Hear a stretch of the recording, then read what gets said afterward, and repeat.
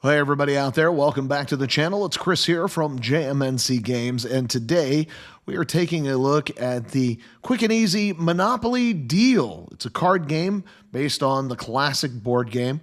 Real fun and easy to learn. It is for 2 to 5 players, ages 8 and up, and the average game time only lasts about 10 or 15 minutes.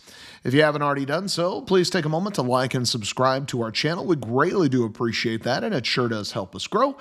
And if you feel so inclined, if the video's helped you in any way, you'd like to support the channel directly, you can visit the application Buy Me a Coffee. Now let's take a look at Monopoly Deal. In the deck, you will find property cards, money cards, and action cards. All cards have a financial value indicated here in the corner of the card.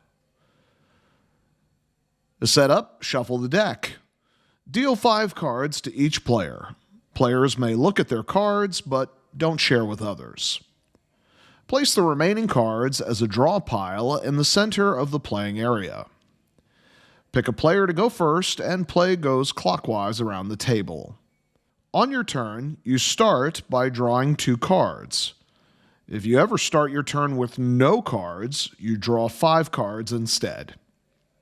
By the end of your turn, you cannot have any more than 7 cards in your hand. Once you have drawn your cards, you can now play up to 3 cards. If you play less, inform the next player that it's their turn. When playing a card, they go into one of 3 areas. Adding to your bank. Money cards can go here, or action cards can go here. If it is an action card, it is now treated as if it was a money card, using the value shown on the card. Any cards that are placed in your bank can be used for paying debts to other players. You can only pay debts with money from your bank or by using property collected. Playing a property card. When you play a property card, you place it face up in front of you. If you play another color, start a different pile. If it is the same color as a previously collected card, then place it on top like this. If you're playing a wild property card like this one, you can choose which pile you would like it to be in.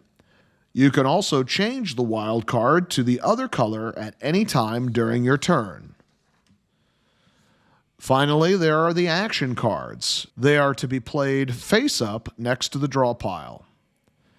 Action cards let you do all different kinds of things and are pretty self-explanatory. When playing an action card, read it aloud, play it down, and take the instructions written on the card. Rent actions can be used to force another player to pay rent. Houses and hotel action cards can be placed on complete sets of property cards. You can only place 1 house and 1 hotel on a property to increase their value. You cannot play them on railroad or utility sets. Having these cards will increase the rent that others will have to pay to you. So let's say your opponent has an action card that now charges you rent. First, you never pay with cards in your hand, only cards in your bank or from property cards that have been collected.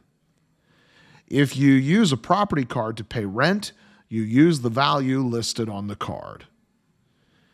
If you are collecting the rent, any money or action cards collected go into your bank. Any property cards collected go directly into your stacks of collected properties. No change is given.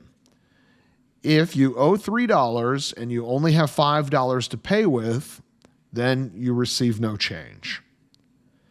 If you run out of money and property to pay with, don't worry, they can't take anything else from you, and you are not eliminated from the game. The game ends, and the winner is determined by the first player to collect 3 different sets of property cards. And that's how you play Monopoly Deal. Thanks for joining us today. We sure hope you enjoyed our short explanation on Monopoly Deal. If you haven't already done so, please take a moment to like and subscribe to our channel. We greatly do appreciate that, and it sure does help us grow. And now we know the basics, so let's play.